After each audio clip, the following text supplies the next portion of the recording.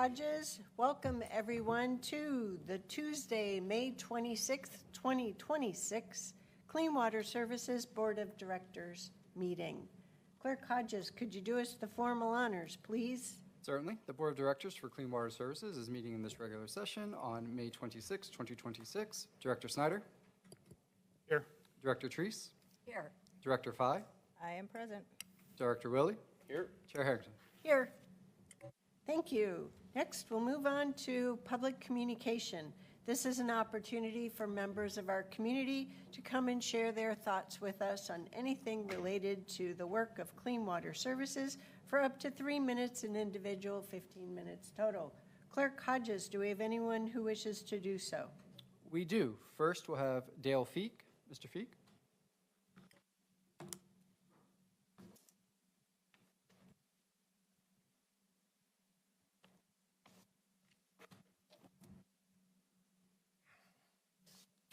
Chair Harrington and Commissioners, Dale Feek. I have two topics. Time hasn't started, so that's good. I have two topics, Scoggins Dam and Rock Creek biogas. And they're on the agenda for tonight. And the conclusion of the proclamation says, we call on all community members to understand the continued importance of dam safety, the role we all play in promoting awareness and education to minimize the risk of potential dam failure, and why investments in seismically reinforce this critical facility is so important. I remember a lot of the presentations that I went to, and one in particular what Tracy talked about at the Clean Water Service Advisory Committee and also to you during the work session, I think, is that one option is there could be 75% less water that the Bureau of Reclamation may okay because of the sloppiness during a seismic eruption or an earthquake. And so that means there will be less water than more water. And so it's very important to keep that in mind when you're making decisions about what to do with Hagg Lake and the water may be available. It may be important to curtail some of the development that's occurring because there won't be enough water to do the services that Clean Water Service wants to allow to happen in the county.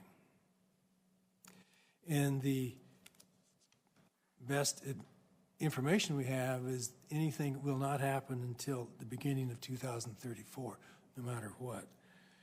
So it's important in this whereas the Clean Water Service Emergency Management works to prepare residents for risk in partnership with the Washington County Emergency Management by advising residents, and that's advising residents, to sign up to receive emergency alerts. I emphasize in advising. I'd say more than advising, knock on the doors and let people know. Practice evaluation routes to higher ground. Keep a go bag packed with ready and secure flood insurance if you possibly can do that. I know Chair Harrington and I attended a presentation by Bureau of Reclamation in Forest Grove, and they talked about if that dam did breach, how long it would take and the level of water that went through where the water would go. So it's important for everybody to be alerted. So that's number one. Number two is methane. Clean Water Services produces biogas, and I assume that means methane, and it's Rock Creek Water Resource Recovery.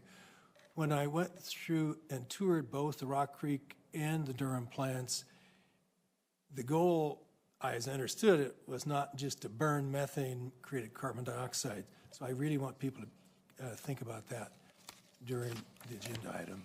Thank you. Thank you, Mr. Feek. And our staff is taking notes from your testimony this evening, and you should expect an email providing you information on both of those topics. Thank you. Yes, thank you very much. Clerk Hodges. Would any other member in the auditorium wish to provide public comment on any Clean Water Services related topic for up to 3 minutes? Please raise your hand and come forward. Not seeing any hands, so we will go to the next person who signed up for a Zoom public comment. That would be Deanna Johnson. Ms. Johnson, can you hear us? Yes. Can you hear me okay? You're very quiet. If you could please move closer to your mic. What about that? Is that a little better?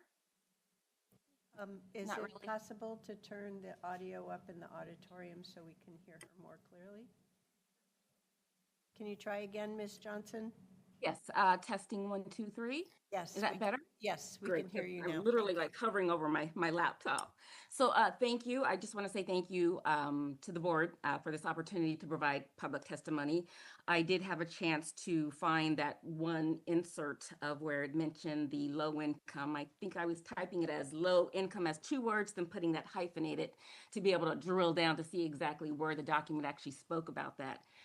I am disappointed. I mean, I've been expressing a need for low-income assistance since September of 2024. It is now May of 2026, and we're no closer to where we were 2 years ago. I did notice that I guess some feasibility low-income assistance reports going to be done, available, November of 2026 at $125,000.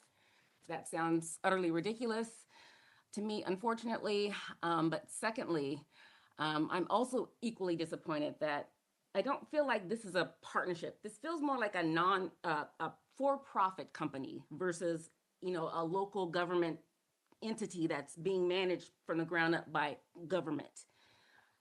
And I don't feel like they understand that, look, all of our bills are going up. We need the assistance.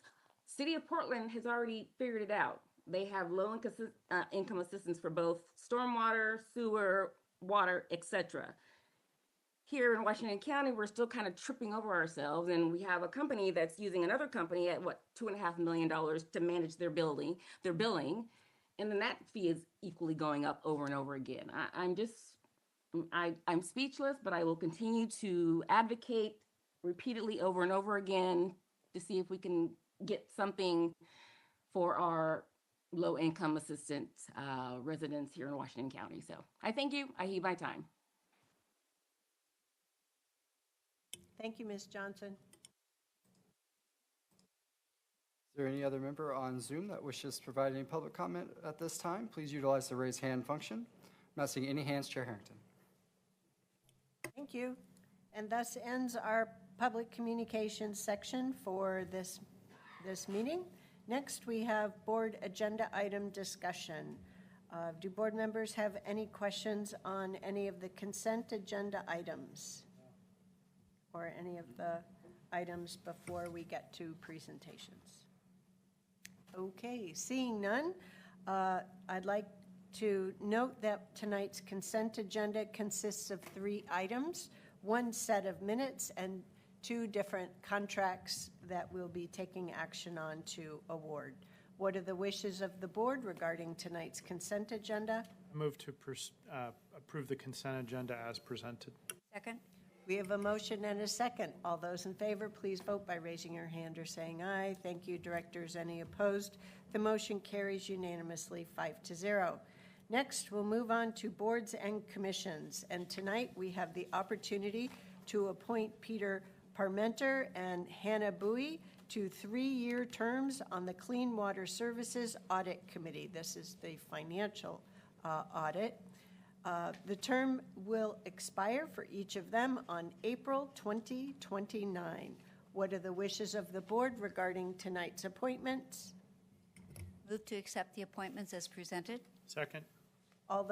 We have a motion and a second. All those in favor, please vote by raising your hand or saying aye. Thank you, directors. Any opposed? The motion carries unanimously 5-0. Next, we'll move on to proclamations. And tonight, we have the opportunity to move forward to proclaim May 31st of 2026 as Scoggins Dam Safety Awareness Day. I'd like to turn it over to staff to cover this. Thank you so much, Chair, and members of the CWS Board of Directors. For the record, my name is Elizabeth Edwards. I am the Chief of Staff here with Clean Water Services. We greatly appreciate this opportunity to be before you this evening and to lift up the critical importance of dam safety, specifically as it relates to Scoggins Dam. So as you all know, the Tualatin Project, which includes both Scoggins Dam and Henry Hagg Lake, currently serves as our region's primary water supply. Scoggins is a federally owned facility. that was initially constructed in 1975. And the water impounded behind the dam provides essential storage for municipal drinking water, economic development, irrigated agriculture, flood control, recreation, fish and wildlife, and last but not least, for augmenting the flows to maintain and enhance water quality in the Tualatin River. In 2010, the Bureau of Reclamation completed a seismic evaluation and corrective action study that revealed significant seismic vulnerabilities for Scoggins Dam. And since that time, partners in the region, including the Joint Water Commission, Tualatin Valley Irrigation District, and Clean Water Services, have worked extensively to evaluate that design and look at options to remediate these safety risks. We owe a great thanks to our federal delegation, to Senators Merkley and Wyden and Congresswoman Bonamici. They've really been instrumental in securing additional funding that's necessary to advance structural seismic improvements to Scoggins Dam so that we don't end up in a reservoir restriction scenario. And we've been working through the Bureau of Reclamation's dam safety program. So currently, Reclamation is working through advancing structural improvements to the dam spillway, which is the most seismically vulnerable component of the facility. The project is now in the initial design phase, which is estimated to conclude in 2029, with breaking ground on construction in 2034. So we remain deeply grateful to our federal delegation, past boards, this present board, hopefully future boards as well, for their continued support, as well as regional partners for our continued advocacy in all together. So we are working to protect public safety and secure this vital water source for generations to come.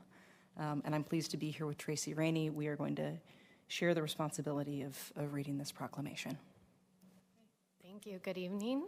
Yes. Before the proclamation is read, do the board members have any questions of Elizabeth? Okay, take it away, Tracy All right. and Elizabeth. Thank you. Thank you. Good evening, Chair Harrington and Board of Directors for Clean Water Services. I will kick us off with the reading of the proclamation, and we'll turn it over to Elizabeth and to finish the remaining half of it. So I'll get us started. Whereas the catastrophic failure of the South Fork Dam in Johnstown, Pennsylvania occurred on May 31st, 1889, claiming more than 2,200 lives in the deadliest dam disaster in U.S. history. And whereas in remembrance of this tragedy, the Federal Emergency Management Agency has designated May 31st as National Dam Safety Awareness Day to educate the public, encourage best practices, promote maintenance of critical dam facilities, and promote individual and community responsibility for dam safety. And whereas Scoggins Dam serves as one of the region's primary water supply sources for drinking water and irrigated agriculture, as well as flood control, recreation, and water quality benefits. And whereas Scoggins Dam is an earth-fill embankment dam that the Bureau of Reclamation identified in 2010 as one of the most seismically vulnerable dams within its inventory, with a high potential to collapse in an extreme seismic event, representing both a public safety threat and a threat to the region's water supply and economy. And whereas CWS Emergency Management works to prepare residents for this risk in partnership with Washington County's Emergency Management by advising residents to sign up to receive emergency alerts, practice evacuation routes to higher ground, keep a go bag packed and ready, and secure flood insurance. And whereas several local entities, including Clean Water Services, Tualatin Valley Irrigation District, and the Joint Water Commission, have worked with local partners to secure funding to address seismic risks at the dam, which will be funded through the Bureau of Reclamation's Safety of Dams program. Now, therefore, be it resolved that on this 26th day of May 2026, the Board of Directors for Clean Water Services does proclaim May 31st, 2026 as Scoggins Dam Safety Awareness Day. We call on all community members to understand the continued importance of dam safety, the role we all play promoting awareness and education to minimize risk from a potential dam failure, and why investments to seismically reinforce this critical facility are so important. Thank you. Thank you very much. Commissioners, any questions, comments, or a motion? I move for approval of the proclamation proclaiming May 31st, 2026 as Scoggins Dam Safety Awareness Day. Second. We have a motion and multiple seconds. All those in favor, please vote by raising your hand or saying aye. Thank you, directors. Any opposed? The motion carries unanimously 5-0. Would you like a photo with you and staff to memorialize this? I think we might be okay this evening. Okay, Thank you, Chair. terrific. Works for me. Appreciate it. Thank you. All righty, thank you very much. Next, we'll move on to presentations, which we have as an update on the Rock Creek Water Resource Recovery Facility Biogas Utilization Project. Welcome. Hi. So I'm Perry Sunderland, the Water Engineering and Technology Interim Director. And I'm Karen Bill, and I am the Treatment Plant Services Engineering Division Manager and the Project Manager for Clean Water Services on this project. So I will go through the slides. Great, so the first slide here is a bit of a refresher on what is biogas. And biogas is a byproduct of part of our solids treatment process. So through anaerobic digestion of wastewater solids, we treat solids by reducing the volume, inactivating pathogens, and also producing a 60% methane-rich biogas stream. Currently at Rock Creek facility, we use the biogas in boilers for process and space heating, and the excess is flared. Historically, at Rock Creek, we did have a cogen engine generation system that produced both electricity and heat for the facility. That has been decommissioned, and so we're looking to develop the next project for a beneficial use of that biogas. And one of the options we've been investigating is the further treatment of the biogas to create a renewable natural gas that can be used in place of fossil fuel derived natural gas.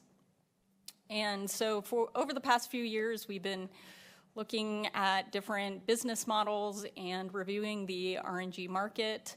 In terms of the business models, we've looked at both some partnership options with the natural gas utility as well as private industry. And after reviewing that versus a Clean Water Services ownership model, we found that it's more beneficial if the district itself has ownership of the project.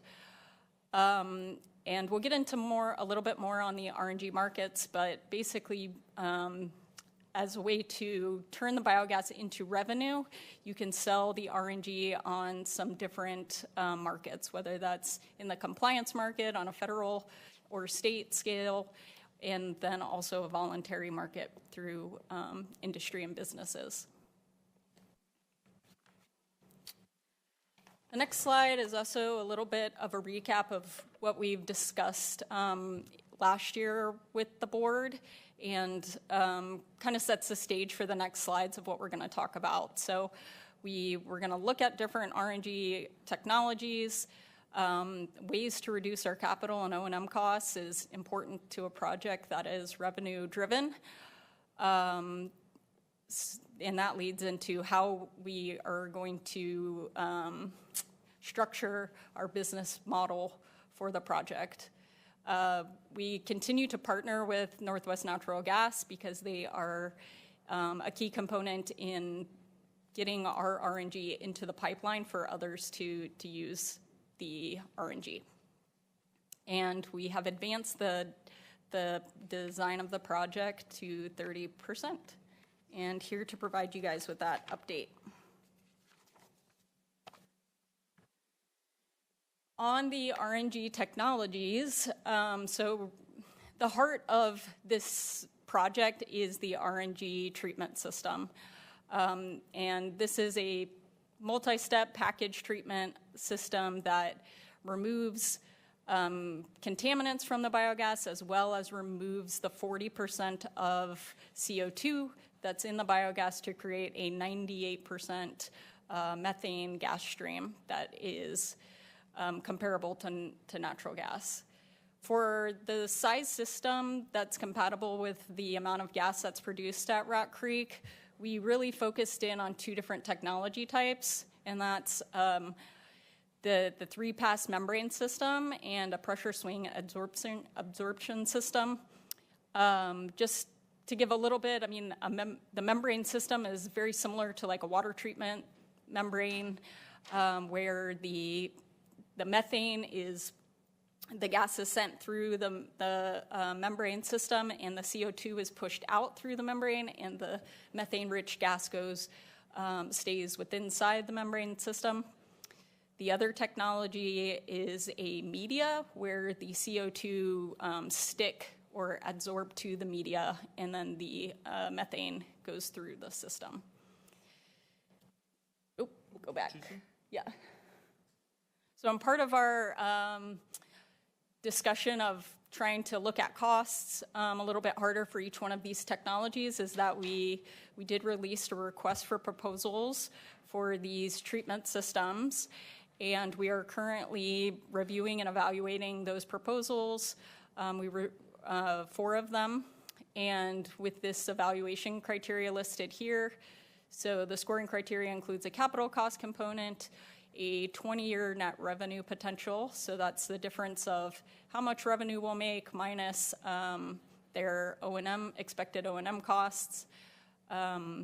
We also scored them on some of the technology and design features, that are compatible with equipment that our staff are used to, operating and maintaining at our treatment plant, as well as the specific control system. So once we decide on, the RNG treatment system itself is a major component of our project. We still have outside components of the design that our consulting engineering firm is working on, how to get the biogas to the treatment system, and then getting the treated RNG into the natural gas pipeline.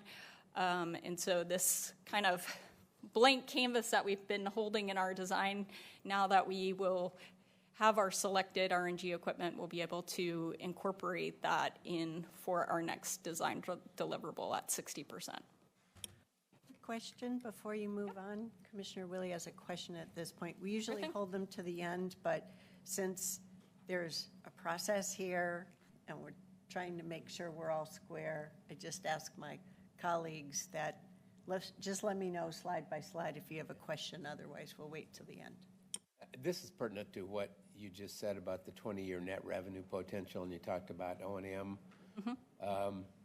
Have we identified that yet? I thought we were still kind of in the discovery process. So do we know what our 20-year net revenue targets are?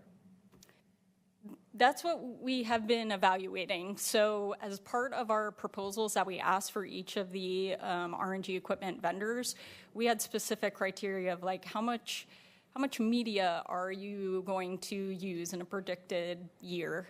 How much power does your system take to operate?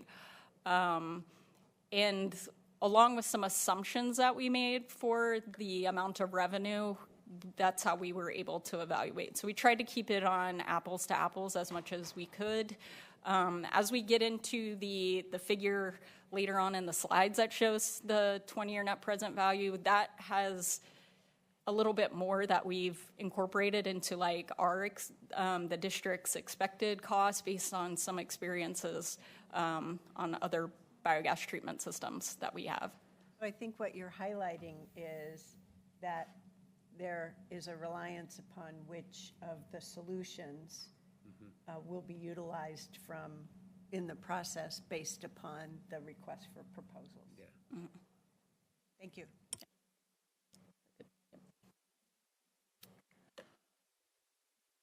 So providing a little update on our RNG markets, I'll give a little background again on the 2 markets that we've been looking at. The compliance market is where obligated buyers of or makers of fuel, they have to buy RNG to have green fuel within their system. So how that's tracked is by the RIN, or Renewable Identification Number. And you can see this figure that's provided. That's the historical value of RINs since 2014 on there. So there have been some ups and downs. but it's generally between $1 and $3 on there per RIN. And over the last year, the RIN prices have been fairly stable. The one item that we are tracking closely, though, is the transaction costs that come along with basically being involved in this market. So there's brokers and also the fueling dispensers that, basically you have to show that the RNG is offsetting diesel fuel usage. And so those, we've made some educated assumptions based on what we're hearing from brokers and talking with them today, that some of those costs have started to come up. On the voluntary market, so these are buyers of RNG to meet their own objectives. So a lot of times this is specific industries or companies that want to use green natural gas. And we have seen a recent reduction in the demand of these based on the political and economic market. And we have reduced our expected pricing with this market approach. On this graph, the graph on the upper right is the compliance market, and there is no corresponding graph for the voluntary market? There is not. No, these are sort of one-off deals made specifically with those companies. So on previous discussions, we talked about Northwest Natural, wanting to be a voluntary market buyer too. So we have continued to discuss with them that option.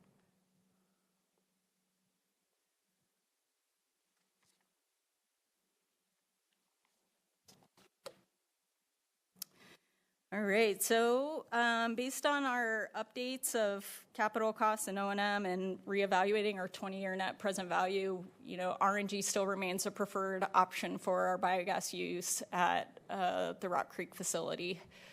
With our 30% design updates, our capital cost went down about $4 million, and a lot of that is, that we're getting closer to knowing exactly what the project is going to be, getting the cost informations on our request for proposals on the RNG equipment and our engineering design progressing to this phase. We did see a little bit of an increase in the O&M costs compared to our last presentation, and mostly that was based on the information that we saw in the proposals from the vendors. So we did update that to be in line with their for their projections. So based on this, if looking at the different values of RNG, based on our estimate of the average current cost of a RIN, we're showing at 20-year net present value of $8.5 million. And then we've provided a sensitivity analysis range that, looking at the highest RNG values over the last year or two, that net present value can go up to near 15 million. And then based on those reductions in the value from the voluntary market, we're looking at a negative $900,000. So to kind of step through a little bit on the figure, so this shows on your bottom axis there, it's the year of the project after startup, and then your net present value each one of those years. So the middle line there is showing a payback where it crosses the zero line at about year 12. And we are showing a comparison to the engine combined heat and power project that shows that cost, the initial capital cost for that one does show some potential grants, which is why it is so much cheaper looking than the RNG project, but that predicted net present value does not break even.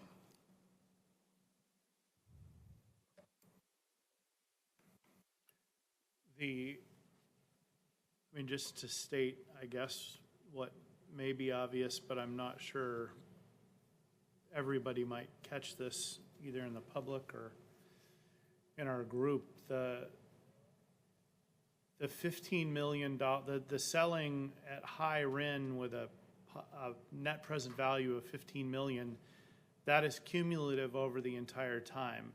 And the negative 900,000 is also cumulative over the entire 20 years. Yes. Correct? I mean, that's the only That's correct. way I think to interpret this. And what this also says is that at every point, the current combined heat and power is dominated by RNG and every scenario after 5 years. Is that what this would mean? Yes. Okay, thank you. And there is a risk there, right? That bandwidth represents the risk in the pricing of the market, what the market does, the up and down, what the brokerage fees are. All those are a little unknown, so.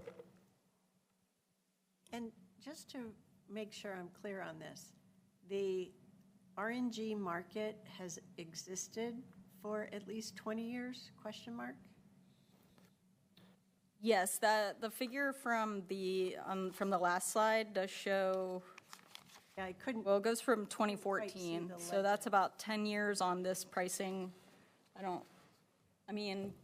Clean Water Services has looked at this project for at least 10 years itself, yeah.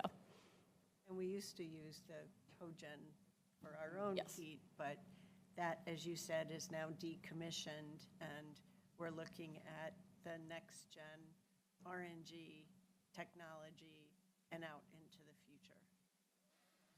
And if I heard you correctly, our implementation of the cogen, or CHP, was also facilitated through grants. So even though, for example, the green line never goes above the net present value zero line, the grants for implementation and then our reduced operating costs helped, but it was never a market NPV positive. Correct? That's correct, yeah. Okay, thank you.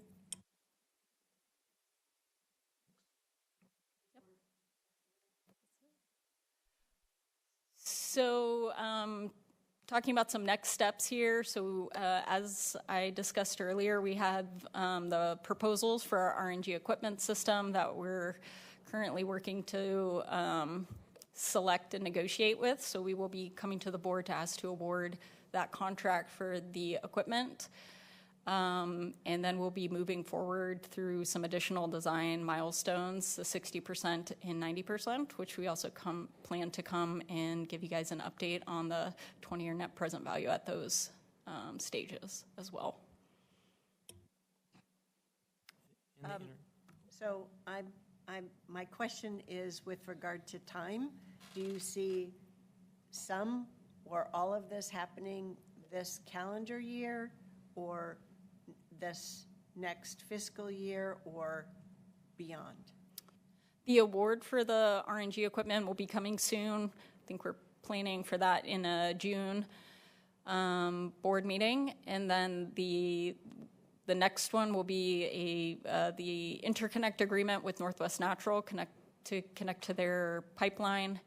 That will likely be this year as well. And the 60% is planned, I believe, to be finished in November or December of this year. So those are the three that I would expect. So I just want to make sure that there's some follow-up with staff to make sure we have a clear picture of what the target months may be working ahead, because we've got different board availability from month to month. We've got some really good NPV nerds, Good. experts Nice. on the board, and not, so. Well, that was going to be, I want to know if the revised economic modeling is going to bring more precision to what you've presented in the net present value analysis, or, because the way it's written, it just says revised. I don't know if that means better, more precise. I would like to see. With It's each design hopefully more deliverable, precision. right, we're getting more confidence within our design and reducing the amount of contingency that we're holding in those design cost estimates. So Yeah. that That's all on the cost side, but yeah. that's gotta be married with some of the, on the revenue revenue side. side, right. So the closer we get to actually being ready to inject, the more confident we'll be becoming in those numbers. So, yeah, we're about 2 years out from injecting. Yep. Aha. That's very helpful. Thank you. Yep. I should have asked if you had a schedule timeline.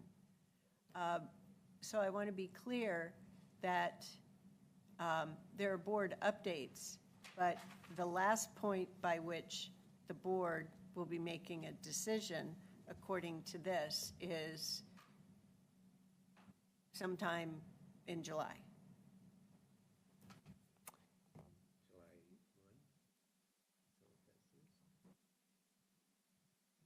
will that be the We have a procurement? few more milestone or gates. So with the initial request for awarding the RNG equipment contract, the way that that is structured, that we do have 2 notice to proceeds with the project. So one is for the equipment vendor to complete the shop drawings and for us to incorporate that into our construction installation contract. The next and kind of the next bucket of larger money, part of that contract would be the actual start of the fabrication. So notice to proceed to start to fabricate. So that is probably, that So this is timeline aligns with the 60% design deliverable. So we will be, yeah. So this was not a test. I apologize if you felt that way at all. But rather to our wonderful interim Chief Executive Officer, General Manager, Mr. Shanley, if you could just help us in a near future date understand where there are decision points that are board decision points versus general manager decision points, so that we'll have clarity on that. That will help us. Okay? Yeah. That'll be great. That'll take care of my information need anyway. Any other board, is this the last slide? Yes. Okay. Any other board member questions and comments? Commissioner Willie, Director Willie. Yeah, I guess I'm trying to still get my head around available volume. And how much can we generate? How much are we anticipating using when you go to slide 2? Is that an old slide diagram that? This diagram kind of shows the option or the ranges of uses of biogas. So the intent of the RNG project is that all of the biogas would go to this renewable natural gas facility. So very little would go to the flare at that time. We are planning a high efficiency natural gas boiler project update that coincides with this. So we will be purchasing natural gas to produce heat for the treatment plant. So this is the diagram that the staff has used in front of us multiple times to reflect the options. And this project has been to look at the top usage out in the market. Yeah, I guess what I thought was we are going to continue to use some of the renewable natural gas for our own benefit, and you got dropped down to the waste gas burner where we're just burning it off. That's the stuff that we are going to drop into the market. So evidently, I'm not understanding that because I'm just trying to get a handle on volume to offset our capital costs and offset our operating costs. So we looked at 2 different size units in the proposal from the vendors, one a 300 and was it 600? 450 450. and 600, yeah. So we looked at two different size, but we're attempting to take all the waste gas flare and put that into the pipeline for our renewable energy credits. So with that, we will be having to purchase natural gas to heat the plant, but that's the hope, is while that volume goes up and down based upon how the operation of the digester, it is intended that that will be all the gas. I might be able to help clarify. Yeah, maybe. It's counterintuitive that we're going to buy natural gas when we're making renewable natural gas. But if it is, the renewable natural gas is worth a lot more money. So that is the way you set up your meter, is all of the gas you make, you want to run it through the meter that generates the revenue as renewable natural gas. You still need some natural gas to fire those boilers up. So we'll be purchasing natural gas from Northwest Natural because it makes more economic sense for that. And then Rick, you hit it on the head. Yep. I was thinking, okay, is the RNG more valuable than just buying other gas? So we're gonna buy natural gas off the market. Way more valuable. Yeah. Even the voluntary market, which is a lot less lucrative, is more valuable than what we buy. Future project, we're going to do heat recovery. I don't want to get in the weeds, but we'll offset the need to buy more natural gas by doing a heat recovery system on the effluent. That's a phase 2 project. That will help with the payback that you see in the revenue. And at some point through this duration, I think we could bring a little more refinement to how those might affect the overall payback.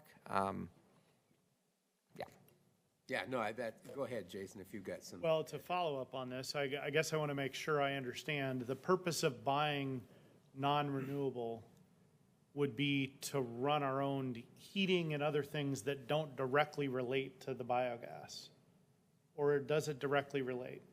Because otherwise, I mean, it starts to feel a little bit like do we really get to count the whole renewable credit if we're having to use a bunch of regular natural gas to make renewable natural gas? That kind of feels a little bit like cheating. Mm-hmm. What's the answer to that? We would want to put all of the gas that we make as renewable natural gas. That's not the question. Is the purchasing of regular gas that's not renewable to directly go in to feed this process or a different process? It would go into the boiler process. Okay. Which is to heat what? Just the buildings and stuff? The digesters themselves, building heat. So processes that are not directly related to making biogas. Do you understand why I'm making this distinction? I do. Okay. I'll leave it there. If you can't answer it today, we'll figure it out. But I think that's an important question to be able to answer for the public. Yeah, I think these are really valuable questions. And though we've had presentations in the past, now sitting up here on the dais and better understanding the timeline and the decision-making, it's important that before we move forward on an action for awarding contracts, that it's clear to us and to members of our community how these processes work through diagrams, and make sure that we are not creating additional greenhouse gas usage through natural gas versus RNG and the offsets. So, because we deal with a lot of sensitivity, some of which you see as well through constituent written communication around methane and whatnot, climate change. So our intent here is to just share, we have some additional questions. Keep moving forward, but we'll need to have some additional clarity before we need to take action. Right, and I think Jason's question and comment was the same as where I was trying to go with this, is we're going to bifurcate operational needs versus market options. And so we're just using the market to benefit what it is that we're doing. And so I think I get that, but I'm going to need to have a little bit more granular information the next time we talk about this. So, I'll stop there. Thank you. So we were on the last slide, just so members of the public know. And we thank you very much for this update on where the project is and the next steps moving forward. And we look forward to your continued great work. Thank you. Thank you very much for being here tonight. All right, back to our agenda then for tonight's Clean Water Services Board of Directors meeting. Now is the time for director announcements. And I kick it off announcing our upcoming meetings. Believe it or not, the month of June is on our doorstep. So on Tuesday, June 9th, we'll have a Board of Directors meeting at 9 a.m. And that happens to be the meeting where we will be adopting the Clean Water Services budget for fiscal year 26-27, what we also refer to as FY27. So it's a big meeting. And kudos to staff for all the great work you did with us and our community members, CWAC members on the budget committee, so that we can move from approved budget to adopted budget. There will be a public hearing as part of that, so if people have any further comments, please join us in person or by Zoom on June 9th, starting at 9 a.m. After we finish that meeting, we will adjourn and go to a Clean Water Services work session. Then on Tuesday, June 23rd, just like this evening, we'll have a Clean Water Services Board of Directors meeting starting at 5:30, ending before 6:30, time certain. Then we're into the month of July. Tuesday, July 14th, we'll have a Board of Directors meeting starting at 9 and a work session that follows. On Tuesday, July 28th, we'll have a Board of Directors meeting in the evening starting at 5:30, ending no later than 6:30, time certain. On Tuesday, July 31st, 2026, we'll have a multi-hour Board of Directors work session starting at 9 a.m. Are there any other director announcements for this evening?